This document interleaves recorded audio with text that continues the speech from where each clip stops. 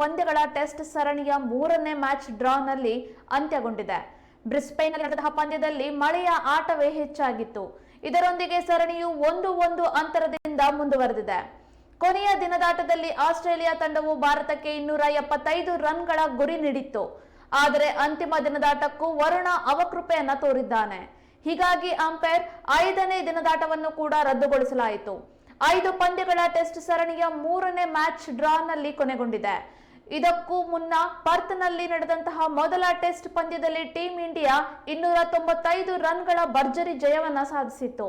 ಇನ್ನು ಅಡಿಲೇಡ್ನಲ್ಲಿ ನಡೆದಂತಹ ದ್ವಿತೀಯ ಟೆಸ್ಟ್ ಪಂದ್ಯದಲ್ಲಿ ಆಸ್ಟ್ರೇಲಿಯಾ ತಂಡವು 10 ವಿಕೆಟ್ಗಳ ಗೆಲುವನ್ನ ಸಾಧಿಸಿತು.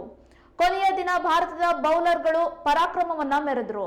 ಆಸ್ಟ್ರೇಲಿಯಾದ ದಾಂಡಿಗರಿಗೆ ಪೆವಿಲಿಯನ್ ದಾರಿಯನ್ನ ತೋರಿಸಿದ್ರು. ಬರೋಬ್ಬರಿ 7 ವಿಕೆಟ್ಗಳನ್ನ ಭಾರತದ ಬೌಲರ್ಗಳು ಕಬಳಿಸಿಕೊಂಡ್ರು. ಬುಮ್ರಾ 3 ವಿಕೆಟ್, ಸಿರಾಜ್ ಮತ್ತು ಆಕಾಶ್ ದೀಪ್ ತಲಾ 2 ವಿಕೆಟ್ ಅನ್ನ ಕಬಳಿಸಿದ್ರು.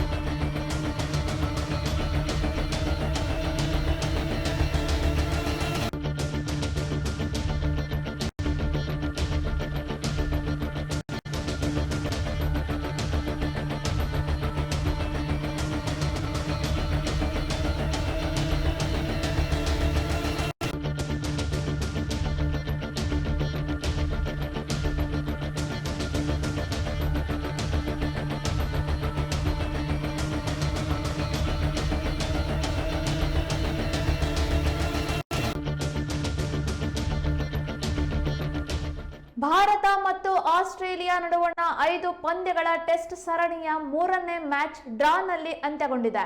ಬ್ರಿಸ್ಬೇನ್ನಲ್ಲಿ ನಡೆದಂತಹ ಪಂದ್ಯದಲ್ಲಿ ಮಳೆಯ ಆಟವೇ ಹೆಚ್ಚಾಗಿತ್ತು. ಇದರೊಂದಿಗೆ ಸರಣಿಯು 1-1 ಅಂತರದಿಂದ ಮುಂದುವರೆದಿದೆ. ಕೊನೆಯ ದಿನದಾಟದಲ್ಲಿ ಆಸ್ಟ್ರೇಲಿಯಾ ತಂಡವು ಭಾರತಕ್ಕೆ 275 ರನ್ಗಳ ಗುರಿಯನ್ನ ನೀಡಿತ್ತು. ಆದರೆ ಅಂತಿಮ ದಿನದಾಟಕ್ಕೂ ವರುಣ ಅವಕೃಪೆಯನ್ನ ತೋರಿದ್ದಾನೆ. ಹೀಗಾಗಿ ಅಂಪೈರ್ 5ನೇ ದಿನದಾಟವನ್ನ ರದ್ದುಗೊಳಿಸಲಾಯಿತು. 5 ಪಂದ್ಯಗಳ ಟೆಸ್ಟ್ ಸರಣಿಯ ಮೂರನೇ ಮ್ಯಾಚ್ ಡ್ರಾನಲ್ಲಿ ಕೊನೆಗೊಂಡಿದೆ. ಇದಕ್ಕೂ ಮುನ್ನ ಪರ್ತ್ನಲ್ಲಿ ನಡೆದಂತಹ ಮೊದಲ ಟೆಸ್ಟ್ ಪಂದ್ಯದಲ್ಲಿ ಟೀಂ ಇಂಡಿಯಾ 295 ರನ್ಗಳ ಭರ್ಜರಿ ಜಯವನ್ನ ಸಾಧಿಸಿತ್ತು. ಇನ್ನು ಅಡಿಲೇಡ್ನಲ್ಲಿ ನಡೆದಂತಹ ದ್ವಿತೀಯ ಟೆಸ್ಟ್ ಪಂದ್ಯದಲ್ಲಿ ಆಸ್ಟ್ರೇಲಿಯಾ ತಂಡವು 10 ವಿಕೆಟ್ಗಳ ಗೆಲುವನ್ನ ದಾಖಲಿಸಿತು. ಕೊನೆಯ ದಿನ ಭಾರತದ ಬೌಲರ್ಗಳು ಪರಾಕ್ರಮವನ್ನ ಮೆರೆದ್ರು. ಆಸ್ಟ್ರೇಲಿಯಾದ ದಾಂಡಿಗರಿಗೆ ಪೆವಿಲಿಯನ್ ದಾರಿ ತೋರಿಸಿದ್ರು. ಬರೋಬ್ಬರಿ 7 ವಿಕೆಟ್ಗಳನ್ನ ಭಾರತದ ಬೌಲರ್ಗಳು ಕಬಳಿಸಿದ್ರು.